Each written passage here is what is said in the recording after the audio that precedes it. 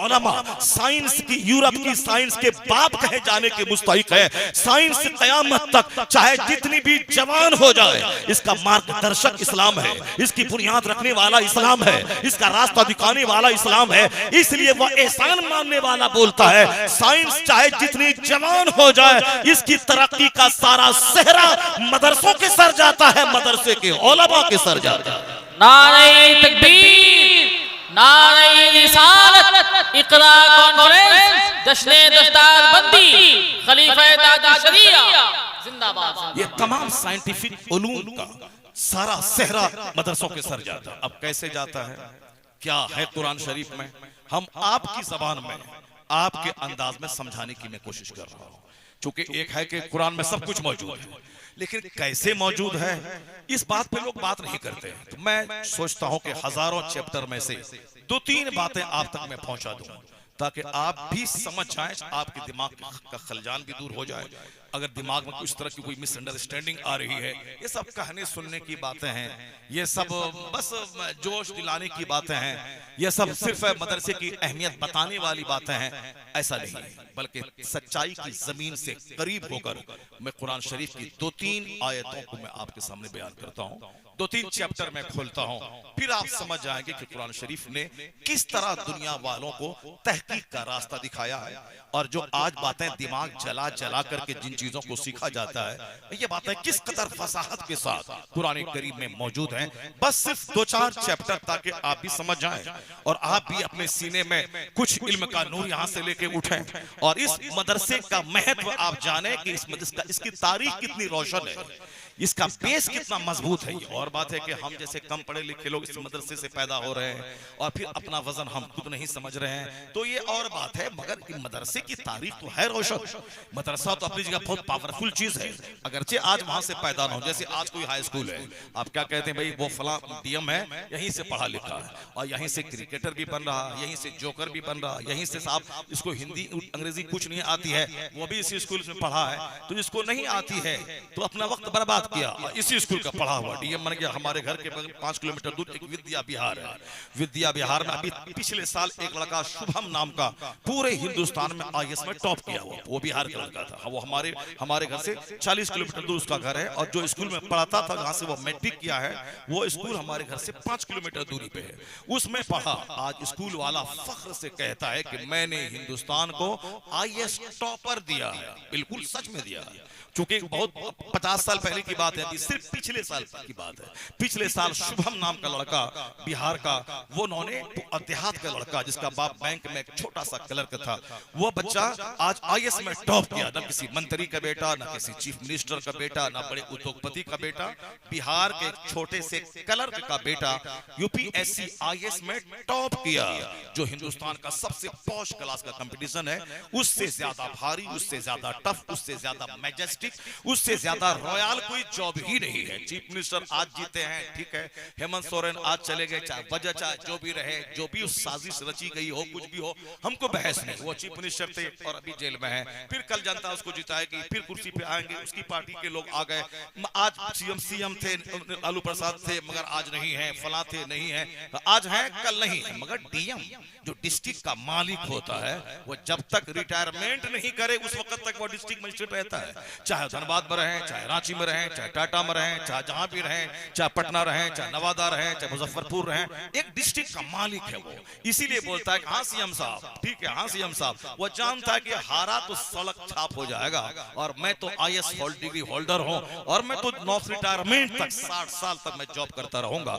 बहुत high class का job है, डिस्ट्रिक्ट का मालिक होता है डीएम। वो कौन सा एक देहात का लड़का, क्लर्क का बेटा, उस स्कूल का प्रोडक्ट वो बना। अब उसी स्कूल में पढ़ने वाला 2 लाख सालाना देता उसका बाप, मगर वहां से गुंडा बन के निकल गया, वहां से जोकर बन के निकल गया, मगर वह स्कूल से एक अच्छे लोग भी निकल गए।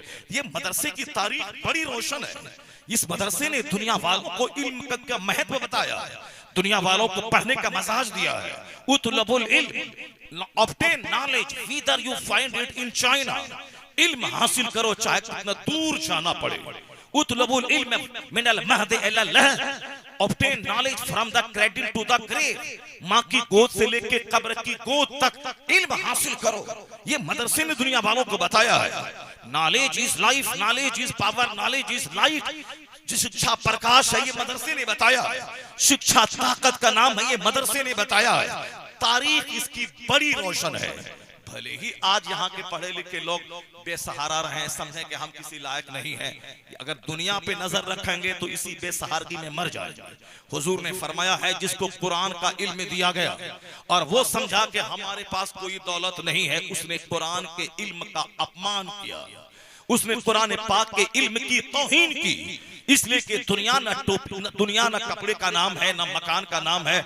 दुनिया इज्जत और दौलत, इज्जत और फजल बुजुर्गी ये न मकान से मिलती है, न गाड़ी से मिलती है, न वेशभूषा से मिलती है। असल में नॉलेज से, इल्म से, अदब से, अखलाक से जो दौलत मिलती है वो सारी दौलतों को देने वाला ये मजहब इस्लाम है। वो चंद सिक्के के पुजारी, चंद सिक्के को सब कुछ समझने वाला वो तो दुनियादार है, वो तो जलील है। आज अल्लाह ने दुनिया को जलील कर दिया, चमार को अल्लाह अरबपति बना के बता दिया ये दुनिया बहुत बड़ी चीज नहीं है जिसको तुम बहुत बड़ी चीज समझ रहा है।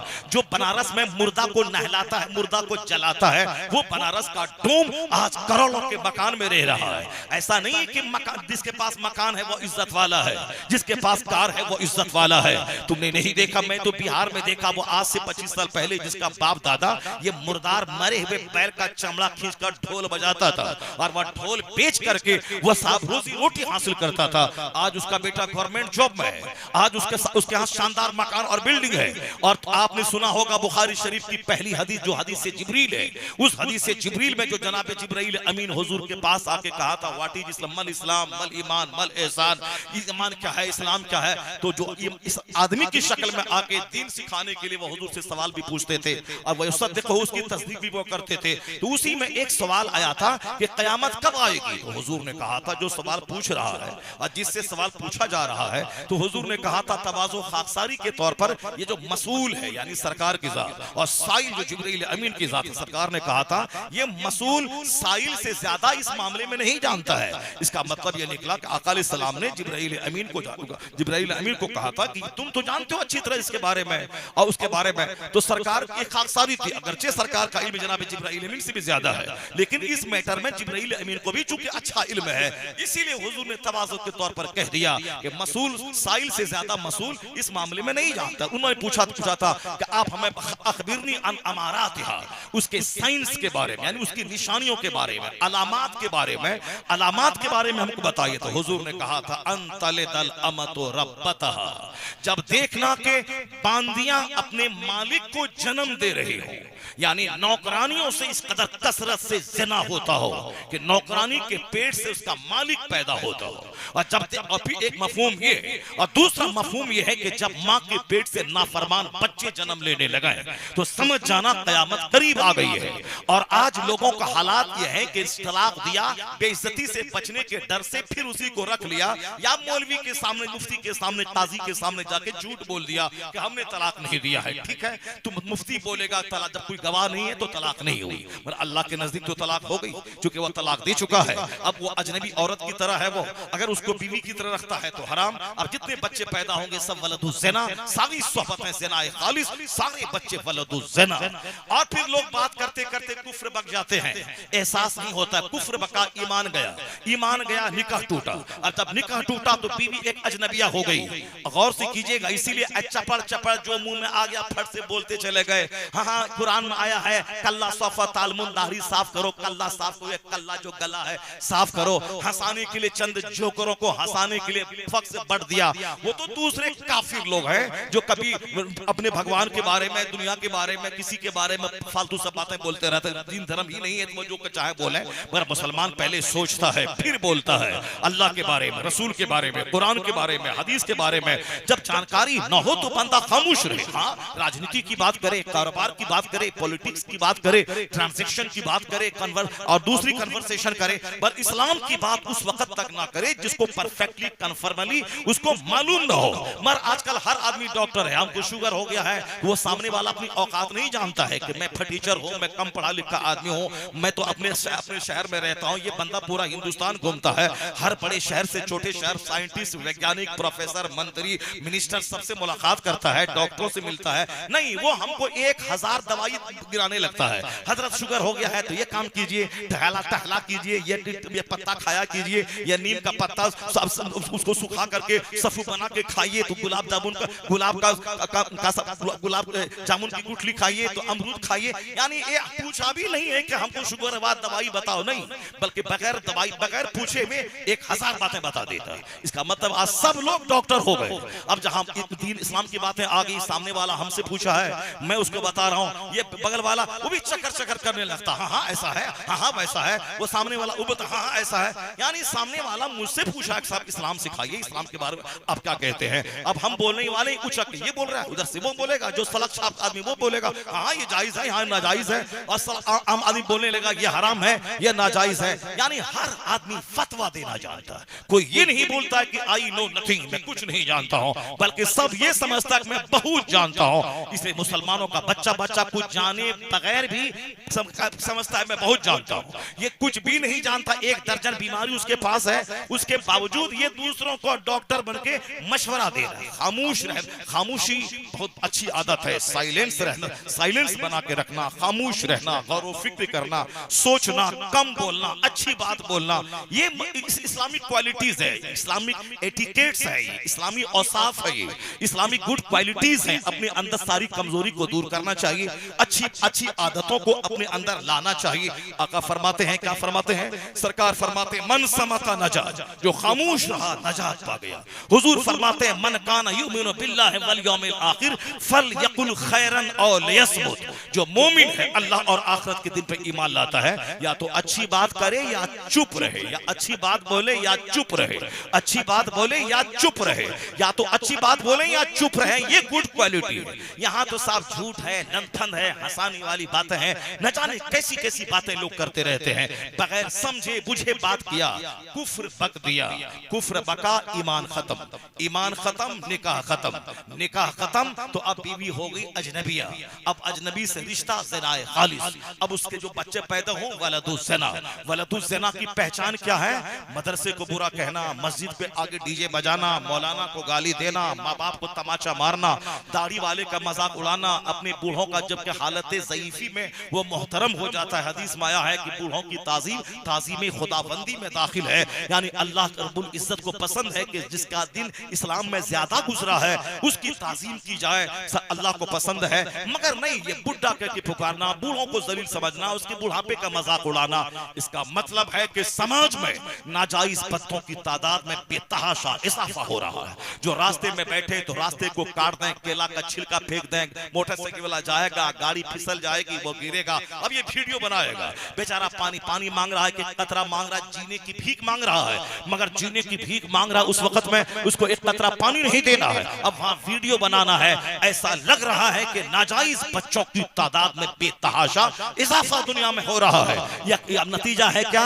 गलत बोलने का, इस ईमान और कुफ्र में फर्क नहीं समझने का। यही वजह है कि आज जबान पे कुछ से कुछ लाते, सोच समझ के बोले, नाप तोल के बोले। ज्यादा बोलना कमाल नहीं है, अच्छी बात बोलना कमाल है, कम बोलना कमाल है, खामोश रहना कमाल है, गौर व फिक्र करना कमाल है। अल्लाह तबारक व तआला हमको और आपको सबों को कम बोलने और ज्यादा गौर व फिक्र करने की तौफीक अता फरमाए। अब जरा गौर से सुनिए, मैं वो बातें कहता हूं जो डॉन डॉविनपेट ने मदरसे को क्यों कहा यह तालीमी मरकज है। पढ़ा लिखा आदमी कम पढ़ा लिखा मदरसे से कुछ नहीं लिया, वो पढ़ने के लिए आया, वो साहब चाय पिया, वो साहब कुरान खानी में गया, कुरान खानी में पैसे मिला, अपना जुब्बा बदला, कपड़ा बदला, साहब चप्पल बदला, किताब नहीं बदला, किताब नहीं खरीदा। इधर आ जाओ, जल्दी से बैठ जाओ, क्या टहल रहे हो तुम लोग? आओ इधर आओ, बैठो, पहले से आके बैठना चाहिए, तकरीर सुनना चाहिए, तो अभी आ रहा, बीच में डिस्टर्ब कर रहा है। आके बैठो, एक लाइन से बैठ जाओ सारे लोग, यहाँ बैठो, सब कुरान पाक की अजमत पे खिताब सुनो, उसके बाद दस्तारबंदी होगी। आप लोग घबरा तो नहीं रहे? आप लोग अगर घबरा रहे हैं तो बंद कर देते हैं, हम कल सुनाएंगे रिश्ता में। घबरा नहीं रहे ना आप लोग? अभी तकरीर शुरू नहीं हुई है माशाअल्लाह।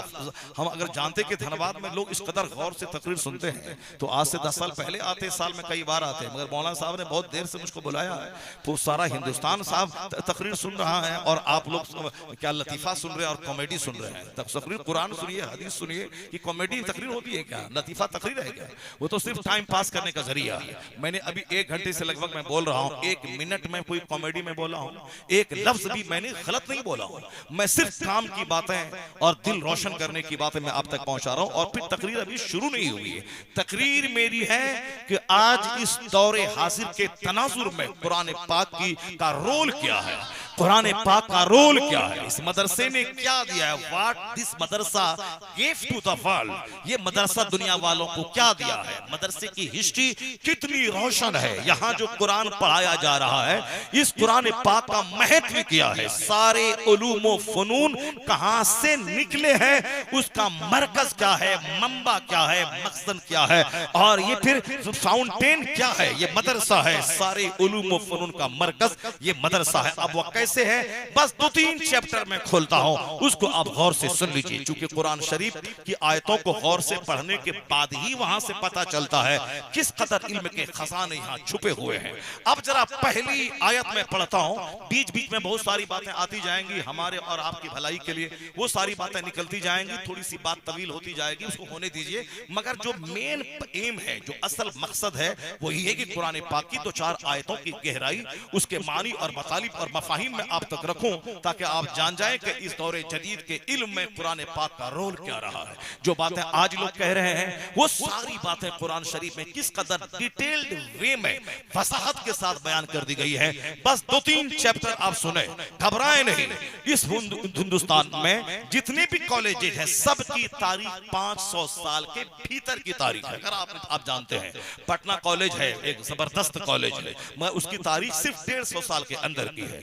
JNU जवाहरलाल नेहरू यूनिवर्सिटी है, उसकी तारीख 200 साल के अंदर की है। AMU उसकी तारीख 150 साल के अंदर की है। हिंदुस्तान में 500 साल पहले ना कोई कॉलेज था, ना कोई यूनिवर्सिटी थी, ना कोई तजर्बागाह थी, बल्कि मामूली तौर पर कहीं कहीं गुरुकुल का जमाना था।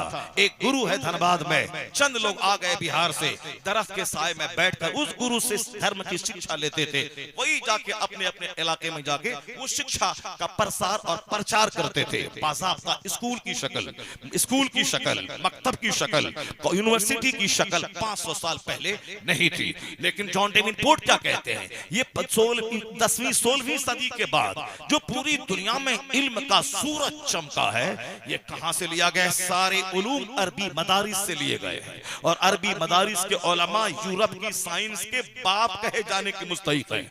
यूनिवर्सिटी JNU नहीं थी, मगर रिसर्च की बात हो रही थी, तहकीक की बात हो रही थी, और दुनिया भर पर गौर व फिक्र का मजाज कुरान दे रहा था। कुरान कहता है इन्न फी खल्क़िस समावाति वल अर्द व इख्तिलाफिल लैलि वन नहार लआयातिन लिउलिल अलबाब अल्लज़ीना यज़कुरूनल्लाह क़ियामन व क़ुऊदन व अला जुनूबिहिम व यतफ़क्करून फी खल्क़िस समावाति वल अर्द। अल्लाह कहता है कि जमीन आसमान की पैदाइश में, रात और दिन के बदल बदल कर आने में अक्लमंदों की आंख खुलने की बातें हैं। एक निशानी है कि रात दिन क्यों बदलते हैं, जमीन कहां है, आसमान कहां है, दोनों के दरमियान डिस्टेंस कितना है।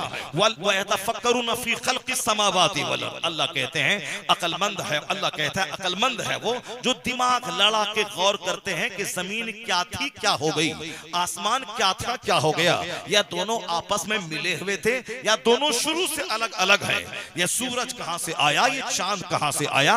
ये इस पे सारी दुनिया आज रिसर्च कर रही है कि जमीन और आसमान दोनों मिले थे या दोनों अलग अलग है, जबकि दोनों के दरमियान 500 साल से भी ज्यादा मुसाफत का डिस्टेंस है। ये तो पहला आसमान, उसके बाद पहले आसमान के बाद सातों आसमान की मोटाई, फिर सातों आसमान के बीच का जो स्पेस है वो एक अलग दुनिया है। आइंस्टाइन ने कहा 10 लाख साल भी किसी को उम्र नसीब हो जाए तो भी वो कायनात की सच्चाई का पता नहीं लगा पाएगा। The world is mystery, the universe is mystery. यह कायनात एक राज है, कायनात कायनात एक भेद है। जो कुछ भी साइंस वालों को पता चला है वह सिर्फ 5% है, बाकी 95% जो दुनिया का रहस्य है वह साइंसदानों के सामने नहीं खुला है।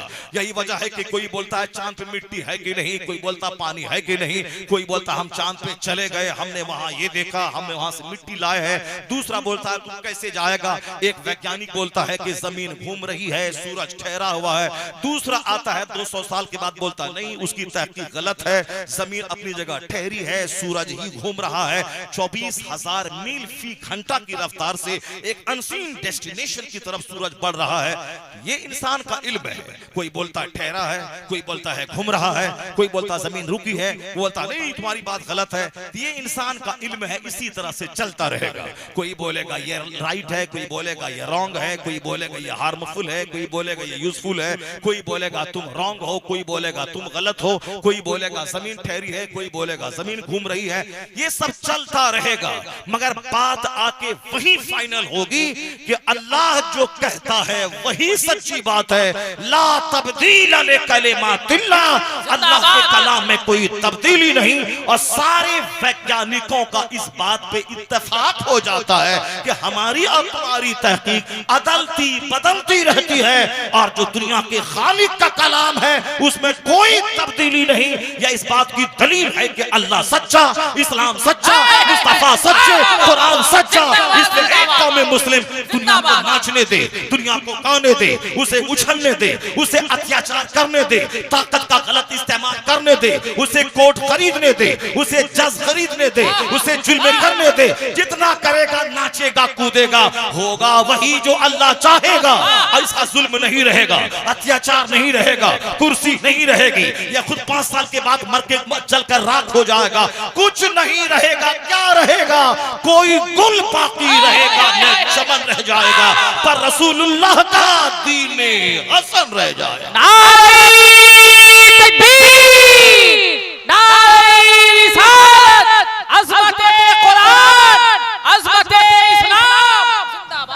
कुछ नहीं होगा। इससे बड़े सख्त तरीन दुश्मन आज से 1400 साल पहले थे, जो हुजूर के कत्ल का प्लान बनाया था। सरकारे दो जहां वो अल्लाह का महबूब है, कायनात के मालिक को मुख्तार है। सरकारे दो जहां को लोग साफ कत्ल का प्लान बना रहे हैं, सारा प्लान धुआं हो रहा है, मारने के लिए आ रहा है, उसका घोड़ा जमीन में धंस रहा है। सरकारे दो जहां इशारा करते हैं कंकड़ पत्थर से, उसकी आंखें अंधी हो जा रही है। सरकार दो जहां उनका कत्ल का प्लान काफिरों ने बनाया है। जो उनका कलमा पढ़ेगा उसको चटाई में बांध के धुआं दिया जा रहा है, उनको साफ फांसी के फंदे पे लटकाया जा रहा है। तो क्या मतलब? इस्लाम खत्म हो गया, इस्लाम मिट गया। आज कुछ नहीं है, कुछ नहीं है, कुछ नहीं है। जो कुछ भी है मेरी बदअमली की सजा है, शादी ब्याह काफिरों की तरह करने की सजा है, बर्थडे पार्टी क्रिश्चियनों की तरह करने की सजा है, बाल बच्चों को बेटियों को बेटा चुहाड़ बन के गली में घूम रहा है, और बेटी को डॉक्टर बनाने का नशा हम मुसलमानों को पैदा हो गया है।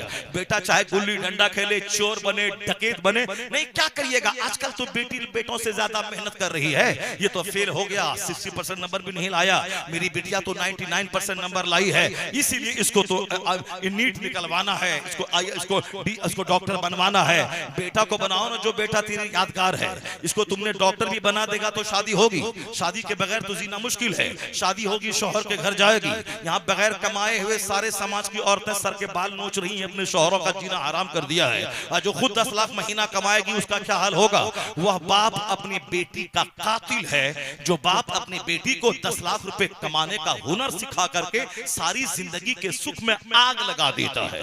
यहाँ तो कुछ नहीं कमाती है, पर्स मेरा, पैसा मेरा, टाका मेरा, चप्पल मेरी, जूता मेरा, जेवर मेरा, कंगन मेरा, घर मेरा, पलंग मेरा, फर्नीचर मेरा, सब मेरा। और सबसे ज्यादा लड़ाई मेरे से ही है उसको, कि तुमने ऐसा नहीं किया, तुमने वैसा नहीं किया, तुमने ऐसा नहीं किया, तुमने वैसा नहीं किया। साहब बड़े बड़े वलियों को भी ये इन्होंने जीना हराम कर दिया। अबू हसन खरकानी जैसे बुजुर्ग उनके मुरीद मिलने आते हैं तो बीवी बोलते किस पाखंडी के चक्कर में पड़ा है तुम? उसको बोलता शेख है या बुजुर्ग है, अब्दाल है, वो क्या है? वो मेरा शौहर है, कुछ नहीं, जिंदीक है, बेदीन है, ढोंगी है। साहब परेशान हो गए कि अब जिसको जो कुतुब है, कुतुबे फक्त है, उसको बीवी उसकी ढोंगी कह रही है। मगर जब वह मायूस होकर वहां से उठे, निकले, देखा जंगल की तरफ से शेर आगे आगे, लकड़ियां दुनिया लेके गुलामी करते हुए जा रहा है। और शेख कामिल अबुल फजल खरकानी वो पीछे पीछे आ रहे हैं। कहा शेख ये क्या है? वहां बीवी कहती है ढोंगी पाखंडी जिंदीक है वो, और यहाँ शेर गुलामी कर रहा है। तो शेख मुस्कुराते हुए क्या कहते हैं? हाँ हाँ, मैं उस बकरी का बोझ उठाता हूँ, इसीलिए शेर मेरा बोझ उठा रहा है। मैं उस बकरी का बोझ उठाता हूँ, इसलिए यह बकशेर मेरा बोझ उठा रहा है। जो अपनी बीवी की तकलीफ पे सब्र करता है, अल्लाह उसे सब्र अय्यूब का अज्र अता फरमाता है। अल्लाह उसे सब्र अय्यूब का अज्र अता फरमाता है। कहने का मतलब ये निकला कि बेटों को आईएएस ऑफिसर बनाइए, बेटों को आईएएस ऑफिसर बनाइए, बेटों को डॉक्टर बनाइए, बेटों को डीएम बनाइए, बेटों की नीट निकालने की कोशिश कीजिए। अपनी बेटियों को पर्दे में रखिए, उसे बाहरी शरीयत पढ़ाइए, उसे कुरान पढ़ाइए, उसे कनीज़े फातिमा बनाइए। अगर बेटी आवारा हुई तो आने वाली नस्लें तबाह हो जाएंगी। कई लाख मुसलमानों की बेटियां काफिरों के साथ भाग गई। इसमें 100% कसूर उस बाप का है जो अपनी बेटी को आईएएस बनाने की बात तो करी, उसको डॉक्टर बनाने की बात तो किया, वह जन्नत की बात नहीं किया, आखिरत की बात नहीं किया, ईमान की बात नहीं किया, कुरान की आयत उसके सामने नहीं पढ़ के बताई, तो फिर समझ लिया वह लग्जरियस लाइफ जीना यही जिंदगी का मकसद है। अब लग्जरी लाइफ जीने के लिए वो चाहे काफिरों के साथ भागना पड़े, उसको जन्नत के बाद जाने कहा कि दुनिया 100 साल एक पानी का बुलबुला है, असल तो आखिरत है, जन्नत पाना ये हमारा मकसद हयात है। ये तो बाप ने सिखाया नहीं, तो फिर वह लज्जत हासिल करने काफिरों के साथ में भागेगी तो क्या होगा? आज अगर जरूरत इस बात की है अपनी बेटी को डॉक्टर इंजीनियर बनाए नहीं, उसे कनीज़े फातिमा बना दे। अगर वह कनीज़े फातिमा बन गई तो उनका बेटा लुच्चा लफंगा नहीं पैदा होगा। जब फातिमा ज़हरा मां थी और बाप अली था, तो बेटा कुदरत के फैसले के मुताबिक शहीदों का सरदार हसन और हुसैन पैदा हुआ। जब बाप अच्छी होती है और माँ अच्छा होता है, माँ अच्छी होती है, बाप अच्छा होता है, तब औलाद उसकी सिविलाइज्ड और मुहज़्ज़ब पैदा होती है। यहाँ बेटी को पढ़ाने का जुनून चढ़ गया है, चाहे उसका जिन्स फटा हुआ हो, चाहे उसकी लज्जतें अजनबी मर्दों के हाथों में झूलने वाली हो, सब चलेगा मगर डॉक्टर बनाना है। जब नशा ही गलत हो गया है, अगर घर लूट जाए, समाज लूट जाए, नस्लें लूट जाए, इसका 100% कसूर उसका है। कहते अल्लाह कहाँ है, रसूलुल्लाह कहाँ है, गौस पाक की अता मदद कहाँ है, मत बोल अल्लाह कहाँ है, मत बोल रसूलुल्लाह कहाँ है। गरीबान में झांक के देख के तू कहाँ है, तेरा घर कहाँ है, तेरी औलाद कहाँ है, तेरे बच्चे कहाँ है, तेरी बेटियां कहाँ है, तेरी शादी कहाँ है, तेरे बर्थडे पार्टी कहाँ है, तेरे बच्चे कहाँ है, तेरे सारा समाज कहाँ है, समाज की सारी रस्में कहाँ है। तू देख तू कहाँ है, तू मोहम्मदी है, तू मुस्तफा की सुन्नतों का आईनादार है। जब तू ही बदल गया तो फिर अब तू चाहता मैं हजार बदलूं मगर रहमत खुदा की वही रहे जो हमारे आबो अजदाद की थी। ऐसा नहीं होगा, खुदा की रहमत शहर से ज्यादा करीब है। तू आज बदल जा, तू मोहम्मदी बन जा, तू सुन्नत का आईनादार बन जा। अल्लाह तो कहता है हम तो माइल बकरम है, कोई साइल ही नहीं, राह दिखलाए किसे कोई रहरवे मंजिल ही नहीं। नारे तकबीर देने को तैयार है, अल्लाह सल्तनत देने को तैयार है। सिर्फ आप मूड बना लें, मजाज बना लें, फिर देखें आखिरत में जन्नत तो वहां मिलेगी, दुनिया कैसे मिलेगी। अब जरा गौर से सुनिए, 1400 साल के अंदर में वहां वो चटाई में बांध के मारने वाला इस्लाम मिटाना चाहता था, मगर अबू जहल नहीं रहा, उतबा नहीं रहा, शैबा नहीं रहे, बिलाल रहा, बिलाल रहा, बिलाल रहे, और साहब क्या है कि अबू बकर रहे, उमर रहा, सलमान रहे, ये सारे के सारे रहे, इस्लाम रहा। आज हुसैन रहे, यजीद नहीं रहा, मुस्तफा रहे, अबू जहल नहीं रहा, जनाबे मूसा रहे मगर फिरौन नहीं रहा, जनाबे इब्राहिम रहे, नमरूद नहीं रहा। जुल्म मिट गया, सब्र आज तक जिंदा है। ये कानून है इस्लाम का कि जुल्म मिटने के लिए ही आया है और सब्र हमेशा सुरखरू होने के लिए आया है। सब्र जिंदा रहता है, जुल्म मिट जाता है। दुनिया वाला अपना काम करता, आप अपना काम कीजिए, सिर्फ कुरान पाक की तिलावत कीजिए और उसके बाद अपने बच्चों को डॉक्टर, इंजीनियर, प्रोफेसर, मास्टर सब बनाइए। राजनीति और नेतागिरी छोड़ दीजिए, दूसरों का झोला मत ढोइए, दूसरों का तलवा मत चाटिए। न हेमंत सोरेन का, न ममता दीदी का, न नीतीश का, न लालू का। एक दिन इलेक्शन हो और जो ईमानदार ऑनेस्ट आदमी हो, जो कर्मठ हो, काम करने वाला, उसको जाके बोर्ड दे दीजिए। बाकी किसी का न झोला ढोना है, न किसी का तलवा चाटना है। अपने बाल बच्चों को एक जबरदस्त इस्लामी और वर्ल्डली दोनों नॉलेज दे देना है, ताकि बैंक का ऑफिसर ये रहे, प्रोफेसर ये रहे, ताकि सरहद पे सिपाही ये बने रहे, स्कूल का प्रिंसिपल ये बने, कॉलेज का प्रोफेसर ये बने, डीएम ये बने, बैंक का प्रोबेशनरी ऑफिसर ये बने। जब आपका बच्चा ये सारे सेक्टर पे रहेगा तो वक्त की और मुल्क की जरूरत आपका बन जाएगा। तो फिर आपके बच्चों के सामने ये नेता ब्रेन लेने आएगा, नॉलेज लेने आएगा, ये मुल्क की जरूरत बन जाएगा। और जहां उसका भाई संकट में पड़ेगा तो और ये साहब ये हमारे ऑफिसर इनकी मदद को आएंगे। इसलिए अपने बच्चों को सिर्फ तालीम दे, और ऐसी तालीम नहीं कि डीएम बना और जहन्नमी बन गया, और ऐसी भी तालीम नहीं कि साहब सिर्फ मौलवी साहब बन गए, न अंग्रेजी आती है न कोई नोटिस को पढ़ना आता है, नहीं, बल्कि दीन का इल्म भी हो और दुनिया का भी इल्म हो। जैसे मैंने मैट्रिक में 400 बच्चों में टॉप मैंने किया, इंटरमीडिएट में यूनिवर्सिटी में मेरा टॉप रिजल्ट रहा, मैंने ग्रेजुएशन में अंग्रेजी लिटरेचर में मैंने टॉप पूरे कॉलेज में टॉप किया, मैंने पोस्ट ग्रेजुएशन में पूरे कॉलेज में मैंने टॉप किया, मैट्रिक से लेके एमए तक सिर्फ टॉप रिजल्ट रहा। और जब मैं दाढ़ी टोपी के साथ एमए का एग्जाम एमए इंग्लिश का एग्जाम देने गया था, और जब मेरी मोटी कॉपी जब गार्ड देखा, वो बोलता रहा कि इल्म, वो सोचता रहा कि इल्म नहीं रहता है दाढ़ी और टोपी में, इल्म तो सीने में रहता है, दाढ़ी की वजह से कोई रुकावट नहीं होती है। जब बच्चा पढ़ेगा खुदा की रहमत इनके साथ, मुताला इनके साथ, फिर क्या होगा, मुशरिकों का बच्चा पीछे रहेगा, मुसलमानों का बच्चा हर फील्ड में आगे बढ़ता चला जाएगा।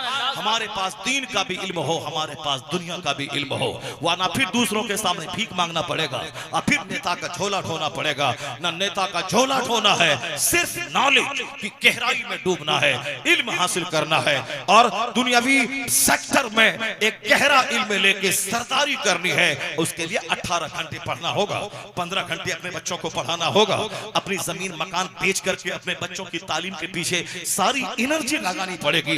नेतागिरी ने मुझको तबाह बर्बाद करके रख दिया। सब नेतागिरी, ब्लॉक में चक्कर लगाना, 10 टका कमाना, थाने वक्ती वाले की मुखबरी करना, 10 रुपए कमाना।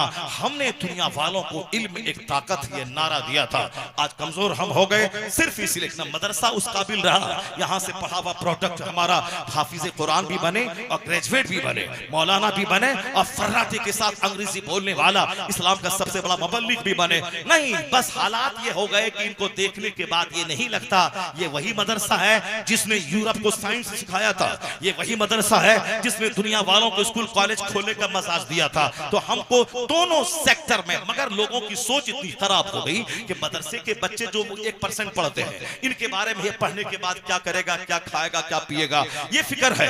मगर जो मुसलमानों के 99% बच्चे जो स्कूल कॉलेज में पढ़ते हैं, जो डीएम बना अत्तहियात याद नहीं है, जो प्रोफेसर बना सुबहान रब्बियल आला कहना उसको नहीं आता है, कुरान पढ़ना नहीं आता है, दुआए कुनूत याद नहीं है, आयतुल कुर्सी याद नहीं है। ये बताएं कि वो लोग जो डीएम बन के 62 साल नौकरी करके खा पी के मकान बना के गाड़ी खरीदा, लेकिन 2 रकात नमाज भी कायदे से नहीं पढ़ पाया, तो वो लोग जो जहन्नम जा रहे हैं, उन जहन्नमियों के बारे में आपके पास प्रोजेक्ट क्या है, आपके पास प्लान क्या है उसके बारे में।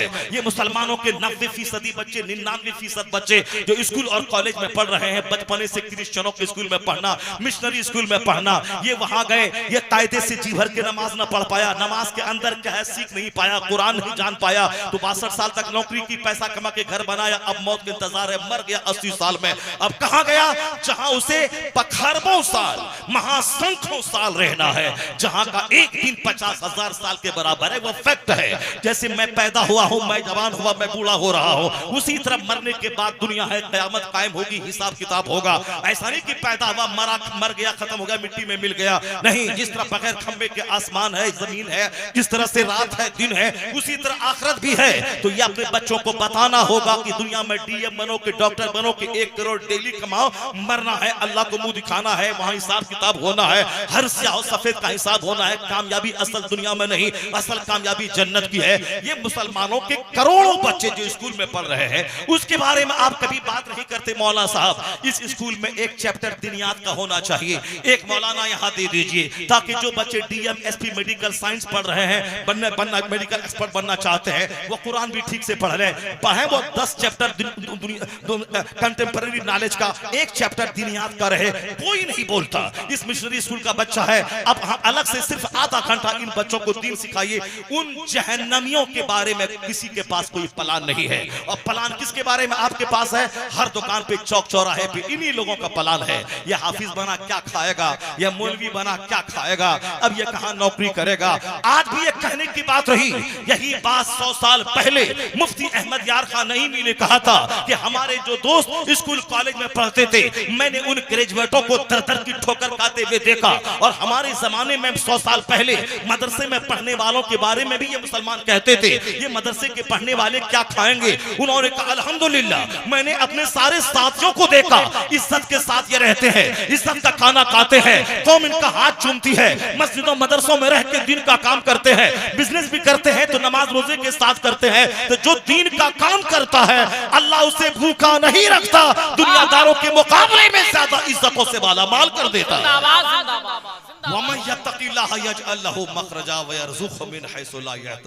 जो अल्लाह से डरता है अल्लाह ताला वहां से रुज़ी देता है जहां से बंदा सोच नहीं सकता है। ये बताइए कि मेरी ये बात 100% सही है कि नहीं है? हर आदमी के पास जब के पास मैं जाके बैठता हूं वो यही बोलता है, मदरसे में मशीन ले आइए, मदरसे में कंप्यूटर ले आइए, मदरसे में। ये बात तो मैं खुद कह रहा हूं कि मदरसे के सारे बच्चों को अंग्रेजी फर्राटे से बोलना चाहिए ताकि अंग्रेजी जबान में वह लोगों के सामने इस्लाम पेश कर सकें।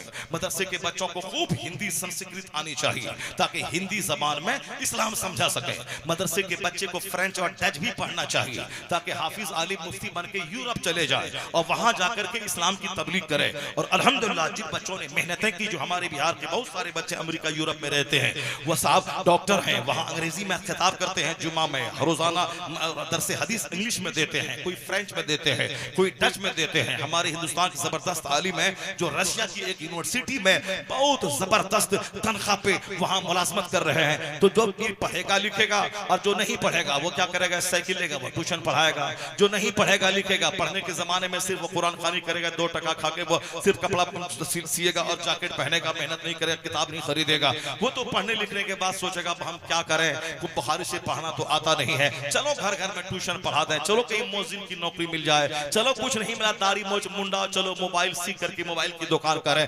ये वही लोग हैं जो पढ़ने के जमाने के एक मिनट का गलत इस्तेमाल करते हैं। और जिन लोगों ने पढ़ने के जमाने में इल्म हासिल किया, अच्छे हाफिज, अच्छे कारी, अच्छे आलिम, अच्छे खतीब, अच्छे मुहद्दिस, अच्छे मुफक्किर बने, वो डॉक्टरों से ज्यादा अच्छे रहते हैं। आज मंत्री भी उतना हवाई जहाज से नहीं चलता होगा जितना हदीस कुरान बताने वाला मौलवी उस हवाई जहाज का इस्तेमाल कर रहा है। पता चला जो दीन का काम करेगा अल्लाह रब्बुल इज्जत उसे इज्जतें अता फरमाएगा, उसे अच्छी रोजी अता फरमाएगा।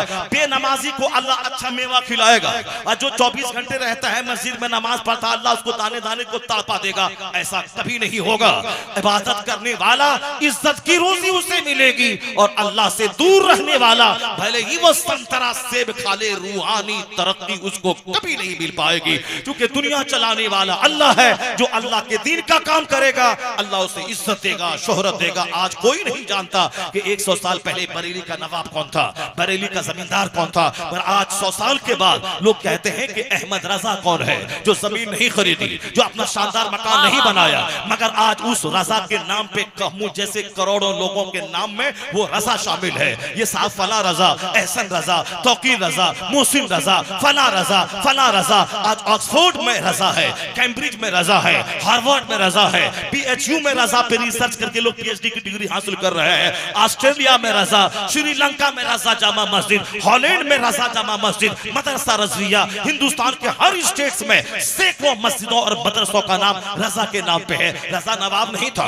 रजा बहुत बड़े जागीरदार नहीं थे, रजा के पास दुनियावी नौकरी नहीं थी, वह DM नहीं थे, वह SP नहीं थे, वह मंत्री नहीं थे। उस जमाने के नवाबों का नाम नहीं जानता, मगर जो अपने छोटे से घर में रहकर दीन का काम किया है, हम जैसे करोड़ों का ईमान बचाया है, तो उस रजा को अल्लाह सौदागरान से उठाया है। हाँ, पूरी दुनिया में उस उस रजा को पहुंचा दिया ताकि दुनिया जान ले, इन तंसुरुल्लाह यंसुरकुम, if you will help the religion of Allah, Allah will help you. अगर तू अल्लाह के दीन की मदद करेगा, अल्लाह तुम्हें तुम्हारी मदद करेगा। तुम कुछ नहीं रहेगा, अल्लाह तुम्हें सब कुछ बना दे। जिंदाबाद जिंदाबाद जिंदाबाद। दीन का जो काम करता है अल्लाह उसे कभी भूखा नहीं मारता है। ये तो 100 साल पहले की बात थी। आज भी जो मौलवी दीन का काम करता है, हमारे भाइयों को तकलीफ ना पहुंचे। जो मौलवी साहब मस्जिद में इमाम रहे, नमाज 5 वक्त पढ़ाना है और बिस्तर पे सो के मोबाइल चलाना है, तो और ये बोले कि हमारा चर्चा पूरे धनबाद के इलाके में हो, अल्लाह की कसम नहीं होगा। चूंकि आप नौकरी समझ के इमामत कर रहे हैं कि हमारी नौकरी बची रहे, महीना लगे 10,000 मुझको मिले और घर से टिफिन आता रहे, खाएं, कोई नहीं जानेगा। लेकिन अगर आप दीन के खादिम होने की हैसियत से अगर आप मस्जिद में रहे, जुमा का खिताब आपने कुरान हदीस की रोशनी में किया, प्राइवेटली लोगों से मिल करके आपने उसको नमाजी बना दिया, आपने शराबी से मिल करके उसका शराब छोड़वा दिया, आपने बदअकीदे से मिल करके उसको सुन्नियत का रास्ता दिखला दिया, आपने गलत कामों की तरदीद की, आपने गाली सुनी, मगर आपने लोग उस मस्जिद को नहीं छोड़ा, दीन का काम किया। और जब वह शराबी नमाजी बनेगा और जब वह बदअकीदा सुन्नी बनेगा, क्या बोलेगा? एहसान तुम्हारा है मौलवी, तुमने मुझे नमाजी बना दिया। एहसान तुम्हारा है, तुमने मुझे सुन्नी बना दिया। एहसान तुम्हारा है, तुमने मेरे बच्चों को अच्छा से कुरान पढ़ना सिखा दिया। तो पूरे इलाके में चर्चा इनका होगा। फला साहब थे, खूब धूम मची थी, मसलकत की धूम मची थी। अगर तुम मुलाजिम की हैसियत से रहोगे, कुछ नहीं मिलेगा, खाओगे पियोगे चले जाओगे। अगर दीन के खादिम की हैसियत से रहोगे तो करोड़ों दिलों में तेरी हुकूमत रहेगी, इज्जत रहेगी, मोहब्बत रहेगी। खिदमत जो करता है वही मखदूम बन जाता है। जो मदरसा चलाता है, 50-100 बच्चे वहां पढ़ते हैं, भीख मांगता है, लोग कहते हैं अरे मौलवी साहब खाली चंदा करता है, कब पहले दीजिए, मगर मौलवी साहब कभी दिल बर्दाश्त नहीं हुआ। ये ज़कात लेके आपको पाक करता है, फितरा लेके पाक करता है, ये शर्म कुर्बानी लेके पाक करता है, उसके बाद मुस्तफा के मेहमानों को खिलाता है, रहने के लिए घर बनाता है, मुदर्रिस की तनख्वाहें देता है। ये मांगने वाला भिखारी हम जैसे लोगों से करोड़ों गुना बेहतर है, जो अपने लिए नहीं मांगता है, मुस्तफा के दीन की खिदमत के लिए मांगता है। ये भिखारी नहीं है, बल्कि ये हमें पाक करने वाले हैं, ये हमारी ज़कात लेने वाले हैं, ये हमें गुनाहों से बचाने वाले हैं, ये दीन का काम करने वाले हैं। ये बताते इतना बड़ा जलसा हो रहा है, हजारों आदमी यहाँ मौजूद हैं, आप 2 घंटे से दीन सीख रहे हैं, तो 3-4 घंटे से जन्नती महफिल में आप बैठे हुए हैं। क्या किसी डॉक्टर का हाथ है? क्या किसी इंजीनियर का हाथ है? क्या किसी प्रोफेसर का हाथ है? क्या किसी लॉयर का हाथ है? क्या किसी एडवोकेट का हाथ है? क्या हाई स्कूल के टीचर का हाथ है? क्या कॉलेज के प्रिंसिपल का हाथ है? नहीं, या इस मदरसे के मुदर्रिसीन और प्रिंसिपल का हाथ है, जिन्होंने साल भर बच्चों को पढ़ाया और एक दिन जलसा करवा के आपको कुरान सिखाने का इंतजाम करवाया, ताकि साल भर बच्चे पढ़ें और जो कुछ साल भर पढ़ा है वह एक दिन में आप सब आए, सब पढ़ें। इनको आपकी भी फिक्र है और इनको आपके बच्चों की भी फिक्र है। इसलिए इस धरती का सबसे बड़ा शुभ चिंतक अगर कोई करो है तो वो उलमा की जमात है, जो हमें दुनिया नहीं जन्नत का रास्ता दिखाना चाहती है। जिंदाबाद। अल्लाह तबारक व तआला इस शुभ चिंतक गिरोह को इज्जत से और इकबाल से नवाजे। अब जरा तकरीर सुनने के लिए मूड बना लीजिए। आप कुरान शरीफ की 2-3 आयतों की मैं तिलावत करता हूँ, कुरान शरीफ की 2-3 आयतों की तिलावत करता हूँ। अब मूड है नहीं सुनने का आपका? छोड़ दें, बंद कर दें। तकरीर सुनिए, तकरीर सुनिए अभी गौर से। ये जो बच्चे कुरान पढ़ रहे हैं, ये बच्चे कुरान में क्या पढ़ रहे हैं, बस 2-3 चैप्टर में खोलता हूँ ताकि आप जान जाएं कि जो उलूम यूनिवर्सिटी में दिए सिखाए जाते हैं, उस उलूम का दरवाजा इसी मदरसे ने खोल के दिखलाया है।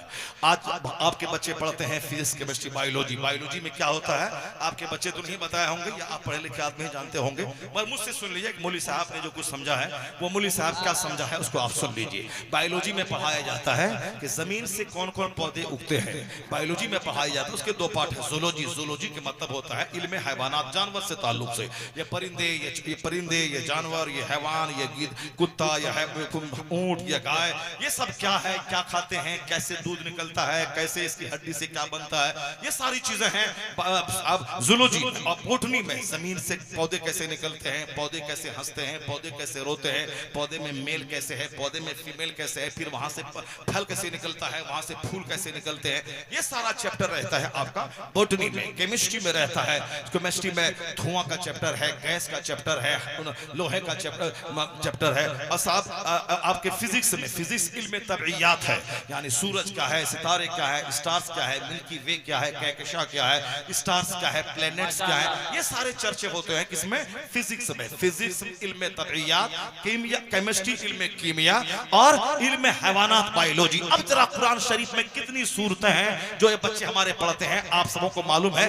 114 सूरतें कुरान करीम में मौजूद है। 114 सूरतें हैं। सबसे पहली सूरत का नाम आपको मालूम है सूरह फातिहा है, दूसरी सूरत का नाम मालूम है आपको सूरह बकरा है, तीसरी सूरत का नाम आपको मालूम है सूरह आले इमरान है, चौथी सूरत का नाम मालूम है सूरह निसा है। फिर उसी तरह आगे बढ़ते जाइए, किसी सूरत का नाम सूरह मायदा है, किसी का नाम सूरह यूनुस है, किसी का नाम तौबा है, किसी का नाम इन्फाल है, किसी का नाम कहफ है, किसी का नाम राद है, किसी का नाम नमल है, किसी का नाम नहल है, और आगे चले जाएं, कहीं यासीन है, कहीं दुखान है, कहीं हदीद है, कहीं फील है। इस तरह की सूरतों के नाम है। 114 सूरतें कुरान करीम में मौजूद है।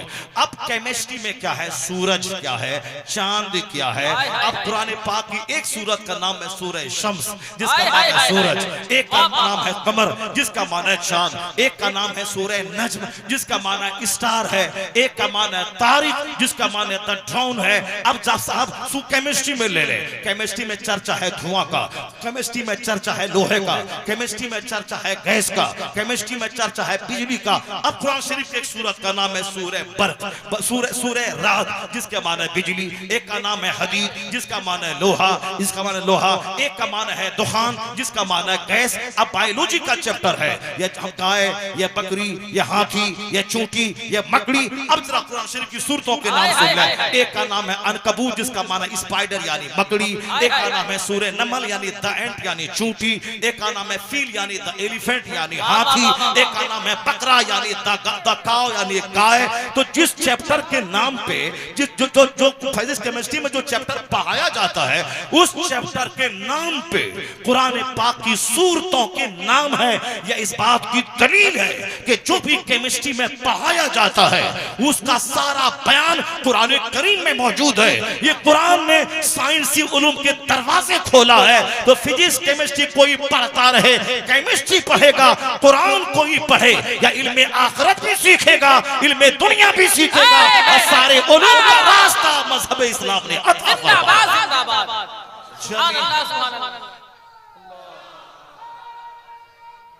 जिंदाबाद जिंदाबाद। जमीउल इल्म फिल कुरान लाकिन कुरान शरीफ में सारे उलूम मौजूद है। अभी थोड़ा सा मजा और आपको आएगा, सीना आपका बाग बाग हो जाएगा। अब जो लोग कहते हैं कि आने वाला वक्त मुसलमानों के लिए खतरे का वक्त है, वो झूठ है, झूठ में कोई दम नहीं है। अब जरा सुनिए गौर से, सुनिए गौर से। थाईलैंड एक मुल्क का नाम है, थाईलैंड की राजधानी का नाम है बैंकॉक। उसको लोग सियाहती मरकज कहते हैं। वहां लोग घूमने जाते हैं, इंजॉय करने जाते हैं, मकान देखने जाते हैं। मुझको भी किसी बहुत सारे लोगों ने कहा कि आप थाईलैंड गए हैं। मैंने कहा थाईलैंड तो मैं नहीं गया हूं, अलबत्ता जाने का इरादा है। थाईलैंड जाऊंगा तो वहां होटल वगैरह नहीं घूमूंगा, वहां जाऊंगा तो मैं मस्जिद देखूंगा, मदरसा देखूंगा, खिताब करूंगा। इस तरह का कोई सिस्टम बनेगा तब मैं थाईलैंड जाऊंगा। कोई बोलता बहुत पीसफुल इलाका है, फहाशी भी है, बदकारियां भी हैं, सब कुछ है, चूंकि वहां समंदर के किनारे बहुत सारे होटल्स हैं, बहुत कुछ होता है, बहुत पीसफुल इलाका है। वहां नेचुरल सीन्स बहुत ज्यादा है, समंदर है, समंदर का किनारा है, पहाड़ है, झरने हैं, बागात हैं, ये सब है, देखने जाना चाहिए। मगर मैं जाऊंगा वहां खिताब करने जाऊंगा, वो नदी नाला झील देखने के लिए नहीं जाऊंगा।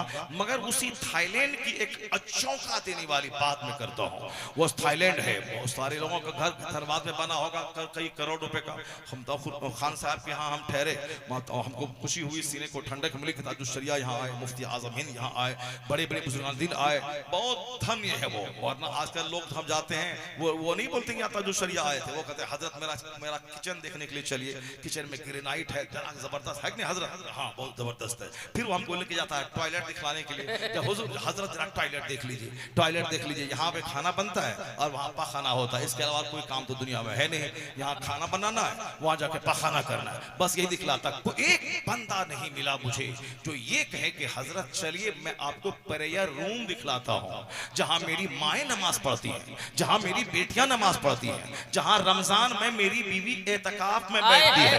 कोई एक बंदा नहीं मिला। हाँ, एक बंदा मिला था उधर बिहार के एक देहात में, वह फूस का घर था, उसी में एक अलग कमरा बनाया था, वहाँ मुसल्ला रखा हुआ था, तस्बीह के दाने रखे। हजरत यहाँ हमारी औरतें नमाज पढ़ती हैं और हम लोग भी कभी कभी सुन्नत यहाँ पढ़ के फर्ज पढ़ने मस्जिद जाते हैं, और यही तरीका इस्लाम ने सिखाया है कि अपने घर में सुन्नत पढ़ें और फर्ज पढ़ने के लिए मस्जिद चले जाए। और हुजूर ने कहा था अपने घर को कब्रिस्तान मत बनाओ, यानी घर में नमाजें पढ़ा करो, नमाज की बरकतें तुमको मिलेंगी। फर्ज नहीं, फर्ज नमाज अगर जमात छूट गई जाएंगे तो नमाज छूट जाएगी तो घर में पढ़ लें, लेकिन आदतन मामूलन सुन्नत घर में पढ़ें ताकि घर में नमाज की बरकतें मिल जाए, और फर्ज मस्जिद में जाके पढ़ें ताकि हर कदम के बदले में अज्र भी मिले, गुनाह भी मिटे, और 27 गुना सवाब जमात के साथ पढ़ने का मिल जाता है। खैर ये सारी बातें हमारी होती रहती है। मेरी हजारों तकरीरें हमारी नेट पर हैं, लोगों ने डाल दिया है, मैंने अपने से नहीं डाला है, लोगों ने डाला है, तो आप उसको सुनते रहें। बहुत सारी बातें, किस महफिल में कौन सी बात दिमाग से निकल जाएगी वो कहा नहीं जा सकता। हम क्या क्या बोल दिए फिर दोबारा उसको रिपीट नहीं कर पाते, चूंकि रटते उठते तो है नहीं,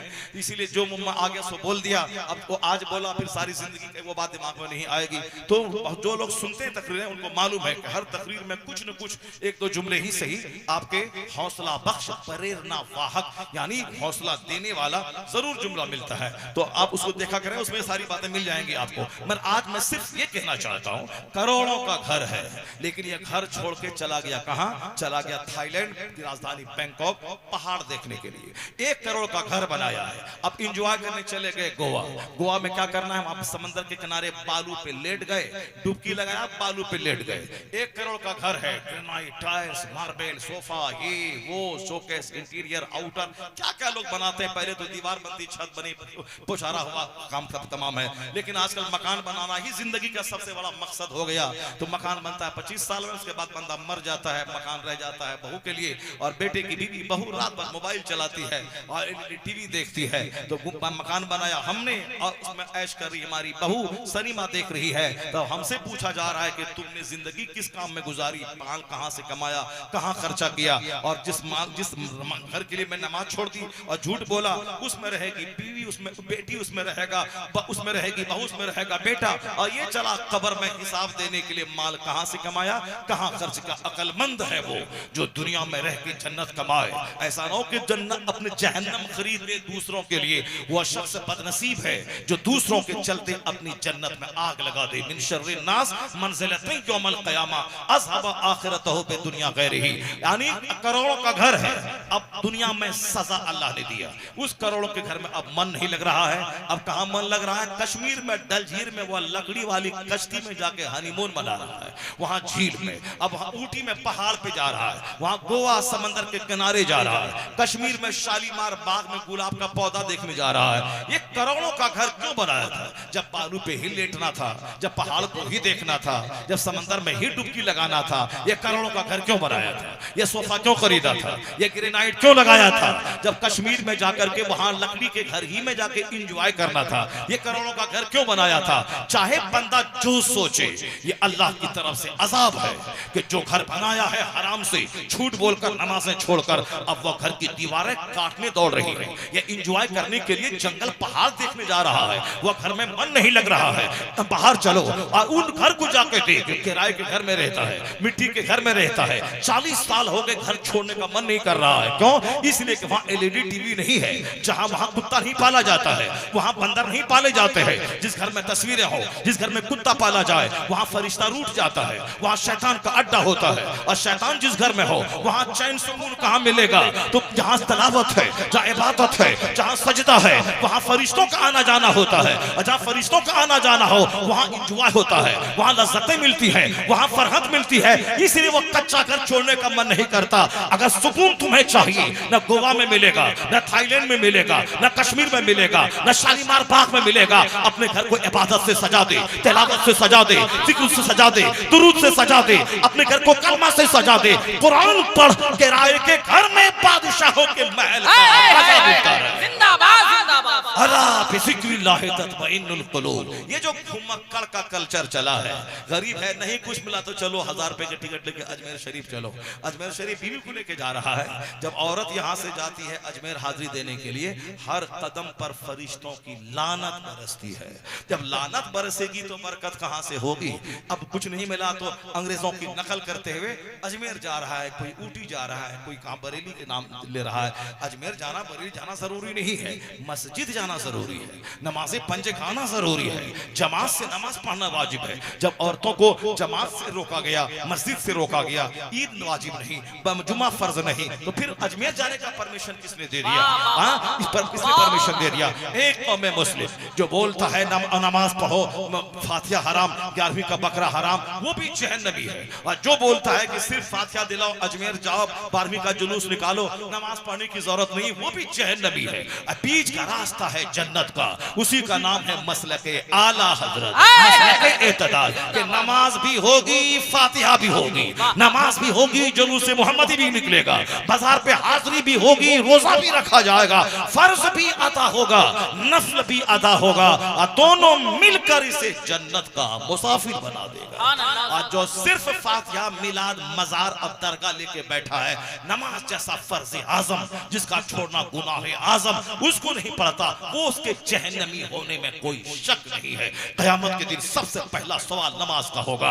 नमाज का, नमाज ही नहीं है फातिहा लेके बैठा है, नमाज ही नहीं है अजमेर और बरेली की हाजिरी लेके बैठा है, कुछ नहीं मिलेगा। और जो सिर्फ नमाज लिया है, बुजुर्गों को गाली देता है, मुस्तफा की तौहीन करता है, हुजूर के इल्म गैब के खिलाफ लिखता है, औलिया सालिहीन के इख्तियारात के खिलाफ बोलता है, फातिहा मिलाद को हराम कहता है, वो भी जहन्नमी है, क्योंकि उन्होंने अच्छे काम को वो बुरा कहता है।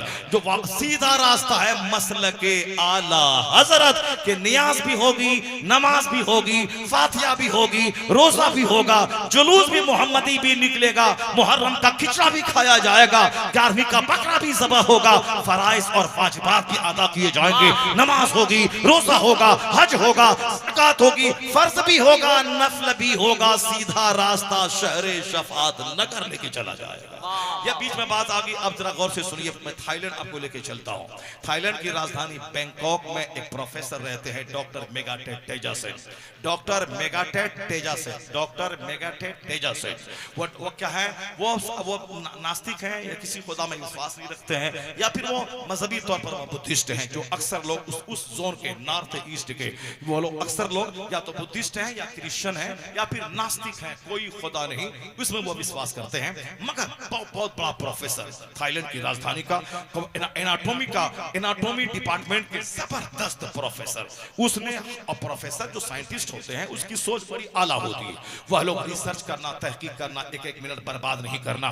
जरा गौर से सुनिए आप लोग, आवाज मत लगाइए, जोर से बोलिए सुभान अल्लाह, हाथ उठा के बोलिए ला इलाहा इल्लल्लाह।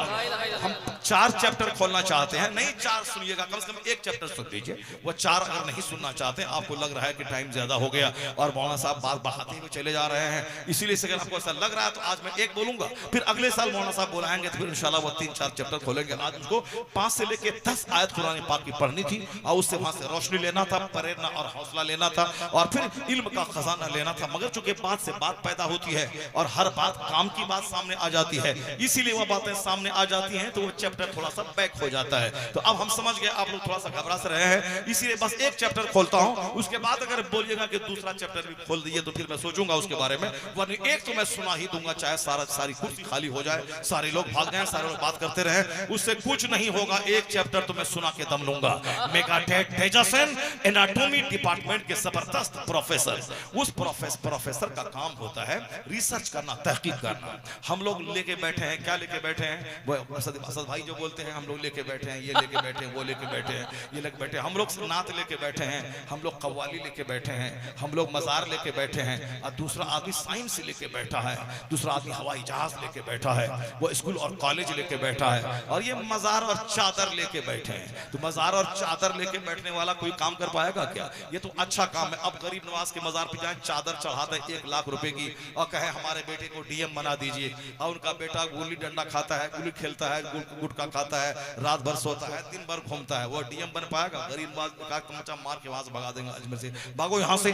जो यहाँ 8 से लेके 18 घंटे पढ़ता है, मैट्रिक में 99%, इंटरमीडिएट में 98%, ग्रेजुएशन में 99.9% नंबर लाया, मेहनत की, अब वो अजमेर चला गया। बोला बाबा मैंने इंटरमीडिएट में इतना % नंबर लाया, मैट्रिक में 100% नंबर लाया, 18 घंटे मैंने स्टडी की है, मेहनत मेरी, अब सिर्फ आप दुआ कर दें, आप हाथ उठा दें, आप दुआ कर दें। तो गरीब नवाज मचल के कब्र अनवर से जब दुआ करेंगे फिर क्या होगा?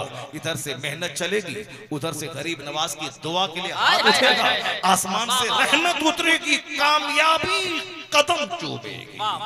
सिर्फ दरगाहों पे जाके बैठ के बोले हमने आम लगाया है, उसमें सेब निकल जाए, ऐसा नहीं होगा। दरगाह वाले बुजुर्ग 2-4 तमाचा मार के भगा देंगे वहां से, ऐसा नहीं होता इस दुनिया में।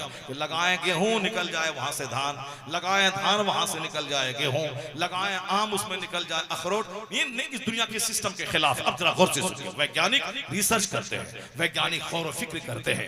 हमारे उलमा कराम को भी चाहिए फजूल काम नहीं करें, बिला वजह मोबाइल नहीं चलाएं, बिला वजह दोस्ती नहीं करें, बिला वजह घूम घाम नहीं करें, सिर्फ मुताला करें, पढ़ें लिखें।